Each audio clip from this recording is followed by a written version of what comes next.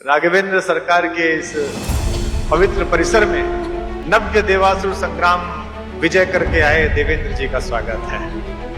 जिस संस्कृति से आते हैं वहां प्रश्नों से बचा नहीं जाता और प्रश्नों का गंभीरता से, शालीनता से, उदारता पूर्वक, आत्मचेतना पर भरोसा करते हुए उत्तर देने के कारण ही हम भारतीय हैं, सनातनी हैं। और उसी उत्तर देने के पीछे छिपे हुए संकल्प के कारण ही देवेंद्र जी आज आप पुनः वहां हैं जहां से आप पदच्युत किए गए थे।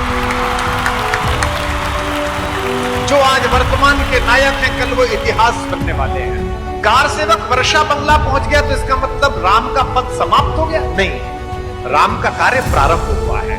यहां से राम की चेतना उत्तरोत्तर आगे बढ़ेगी। मैं उन शिल्पियों के कौशल को प्रणाम करता हूं जिन्होंने उस अद्भुत इमारत का निर्माण किया है, या मैं उन शिल्पियों के कौशल का प्रणाम करता हूं जिन्होंने संभवतः किसी प्राचीन हिंदू मंदिर को पुनर्निर्मित करके ताजमहल में परिवर्तित किया है। मैं उनको भी प्रणाम करता हूं, लेकिन मैं ये मानने के लिए तैयार नहीं हूं कि ये प्रेम का प्रतीक है। अगर कभी जीवन में ऐसा अवसर आया कि आप दोनों में से किसी के हाथ में विदेश के किसी अतिथि को घुमाने का दायित्व मिला तो मैं आप दोनों से फोन करके लड़ूंगा, मिलकर लड़ूंगा कि प्रेम के प्रतीक के नाम पर ये कब्रिस्तान मत दिखाइए। इससे बेहतर तो बिहार चले जाइए, जहां एक पर्वत से फिसलकर गिरती हुई अपनी गर्भवती पत्नी को देखकर एक श्रमिक ने हथौड़ा उठाया और मांझी के रूप में उस रास्ते को तोड़कर हमराह बना दिया। उस मांझी का दर्शन कराया। विश्व के प्रत्येक प्रेमी को अगर आपको प्रेम दिखाना है तो धनुष कोटि से हेलीकॉप्टर में उड़ाइए और समुद्र के अंदर बने हुए उस सेतु को दिखाइए जो एक प्रेमी ने अपनी प्रेमिका को वापस लाने के लिए बुलाया, जिसे राम सेतु कहते हैं।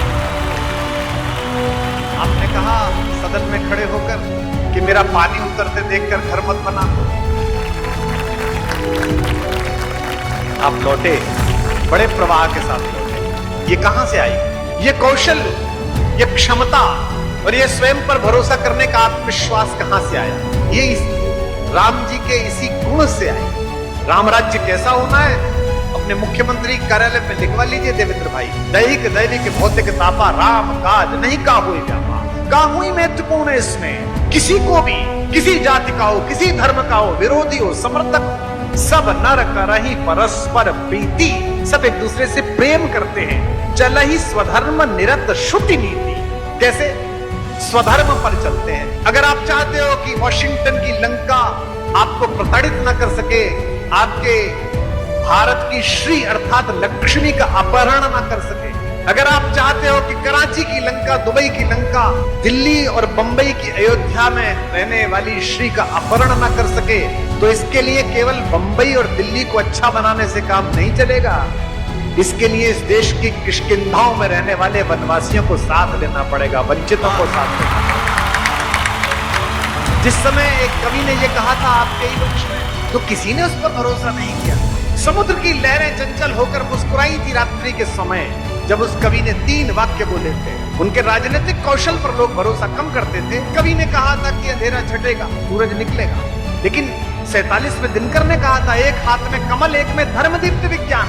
वो वाला नहीं जो इनका चुनाव चिन्ह है। कमल सत्यम शिवम सुंदरम का कमल, the truth, the beautiful and the benevolent. यानी कि भारत का विज्ञान धर्म से दीप्त होगा। ये 47 में कांग्रेस का सांसद कह रहा था।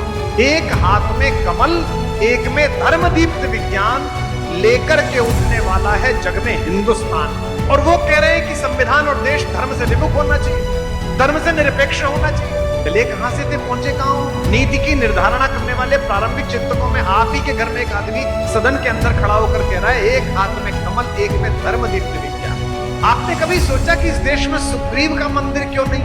लड़ाई तो राम जी के साथ सुग्रीव ने भी बड़ी अद्भुत करी थी भाई, पीछे ही खड़े हो गए थे। हनुमान जी तो अकेले ही थे, सुग्रीव तो पूरे खानदान को लेकर लड़े। पुत्र भी लड़ रहा है, भतीजा भी लड़ रहा है, पूरी सेना लगा दी है। सबसे पहली बार जो लोग भेजे वे भी सुग्रीव की सेना के ही थे, क्योंकि सुग्रीव ने राम काज में संशय किया। जब आप बड़ा संकल्प धारण करते हैं तो आगे क्या मिलेगा इसकी अगर सोचकर संकल्प धारण करते हैं तो आपको कुछ नहीं मिलेगा। संगठन के लोग बैठे हो तो यहां से सीखें, चाहे वर्षा बंगलो हो, चाहे 7 रेस कोर्स हो।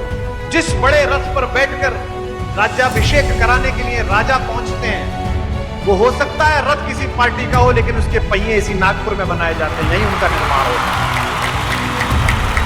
और उन पहियों के निर्माता जिस प्रचार परांगमुख भाव से चुपचाप काम करते हैं, वो विश्व में अपने आप में उदाहरण है। उनकी तपस्या अपने आप में उदाहरण है। वे इसलिए काम नहीं करते कि अयोध्या में एक शासन स्थापित होने के बाद उनको कुछ मिलेगा। आखिरी छोर पर खड़े हुए जिस मतदाता ने आपको मत देकर या बिना मत दिए निर्वाचित किया है, आप उसकी सेवा में खड़े हुए सर्वोच्च प्रतिनिधि मात्र हैं। यह हनुमान सिखाते हैं। प्रतिभा अक्सर प्रतिबद्धता से अलग हो जाती है। प्रतिभा को लगता है कि मैं प्रतिबद्ध कैसे हो सकता हूं, और नागपुर में यह बात कहने में बड़ा आनंद है। नागपुर प्रतिबद्धता को संगठन बनाने की योजना कर रहा है। हुआ करें आप एमएससी गोल्ड मेडलिस्ट, हुआ करें आप कुछ भी, आप प्रतिबद्ध हो गए हैं तो प्रतिभा को इस सामूहिक काम के लिए लगाइए। हनुमान इसके प्रतीक है। इस देश में हनुमान कम नहीं है। इस देश में हनुमानों को जगाने वाले जामवंतों की लोकसभा विधानसभा भारत नहीं है। 140 करोड़ लोग भारत है। 1/140 करोड़ भारत मैं हूं, 1/140 करोड़ भारत आप हैं। अपने हिस्से का भारत निर्माण प्रारंभ कर दीजिए। 25 वर्ष बाद जब 100 का होगा तो पूरा विश्व इससे आध्यात्मिक, आर्थिक, बौद्धिक नेतृत्व ले रहा होगा। ये मैं यहां से घोषणा करता हूं, मुझे पता है।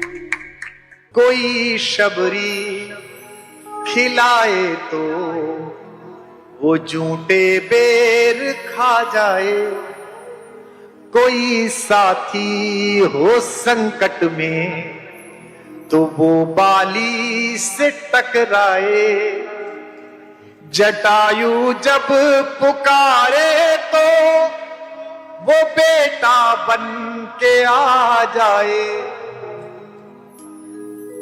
कोई आए शरण में तो उसे लंकेश बनवाए, कोई आए शरण में तो उसे लंकेश बनवाए, वो जिसके नाम का पत्थर समंदर पार कर जाए, वो जिसके दम से तीनों लोक में संध्या सवेरे हैं, वही एक राम मेरे हैं, वही एक राम तेरे हैं।